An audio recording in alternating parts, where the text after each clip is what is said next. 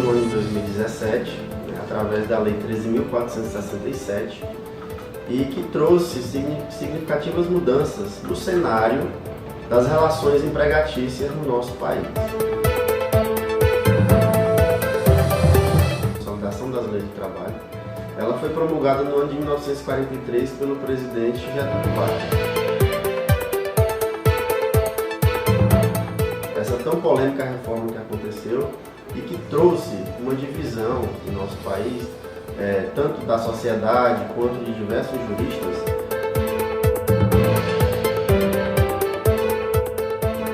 Então é importante nós pontuarmos isso, que em relação às pessoas que são favoráveis a essa reforma, eles dizem que ela trouxe uma atualização, que de fato era necessário para que acompanhasse a evolução do nosso país, devido ao tempo em que ela tinha sido promulgada.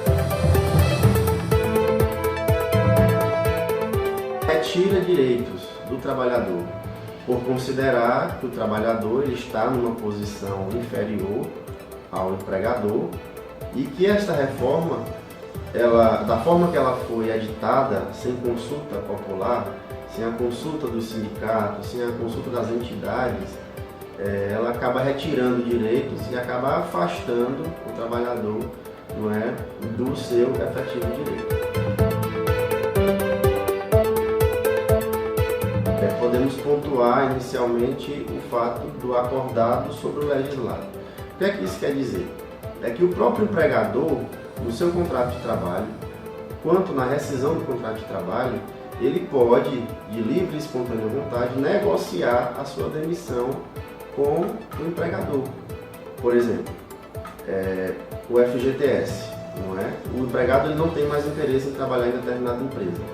O que é que acontece? Hoje ele pode procurar o seu empregador, o seu patrão, e negociar diretamente com ele para receber uma parte do FGTS, o que anteriormente era proibido, porque o empregado, quando ele pedia para sair, ele não tinha direito ao FGTS, e isso já pode ser negociado hoje. Outro ponto também muito importante em relação à reforma trabalhista é a contribuição sindical. A contribuição sindical, que antes era obrigatória, era de recolhimento obrigatório, hoje só pode ser recolhido com o consentimento do empregado, ou seja, os sindicatos eles vão ter que ter um trabalho mais efetivo, um trabalho mais próximo às entidades, mais próximo ao trabalhador, no sentido de conscientizar aquele trabalhador da importância da representação sindical, ou seja, o imposto sindical ele já não é mais obrigatório. Outro ponto também em relação às férias. As férias elas poderiam ser fracionadas, as férias de 30 dias. O empregado que trabalha durante 12 meses, ele goza de 30 dias. O que é que a lei falava anteriormente em relação a esses 30 dias? Que esses 30 dias eles poderiam ser fracionados em 2 períodos, desde que um dos períodos não tivesse menos do que 5 dias. O que é que acontece hoje? A lei diz que esse período de férias ele pode ser fracionado em até três períodos dentro do ano. Outro ponto interessante também que a gente pode colocar em relação à reforma trabalhista é a questão do dano moral. O dano moral, que para o juiz, dano moral seja ele a título de acidente de trabalho, ou por assédio moral, ou por seja qual for o motivo, eles não tinham um patamar. Ficava a critério do juiz definir, numa possível ação trabalhista, qual seria o patamar desse dano moral.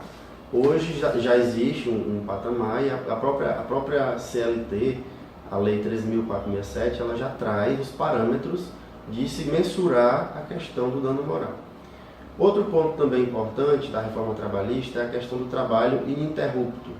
O que é trabalho ininterrupto? É aquele trabalho que não acontece todo dia.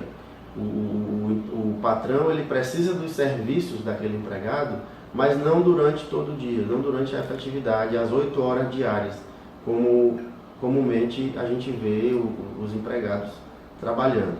O que é que acontece em relação ao trabalho ininterrupto? Ele vai pagar, a partir da reforma, o patrão vai pagar aquelas horas que foram trabalhadas. Por exemplo, o garçom, essas pessoas que trabalham na noite. Então, foi também uma alteração, foi inclusão, na verdade, na reforma, na CLT, desse ponto. Outro ponto também importante é em relação à terceirização. Não é? A gente sabe que existe no Brasil a questão da terceirização, que é quando uma empresa tomadora ela contrata os serviços de outra para realizar determinada atividade. O que acontece geralmente em relação à administração pública.